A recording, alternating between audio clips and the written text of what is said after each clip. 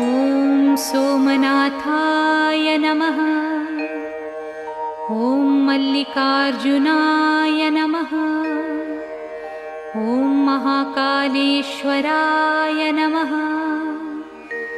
ॐ ओंकारेश्वराय नमः। ॐ वैद्यनाथाय नमः। ॐ भीमशंकराय नमः। ॐ रामेश्वराय नमः। ॐ नागेश्वराय नमः।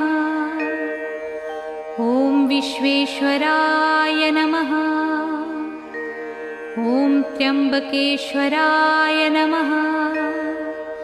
ॐ केदारेश्वराय नमः। ॐ भुस्मेश्वराय नमः।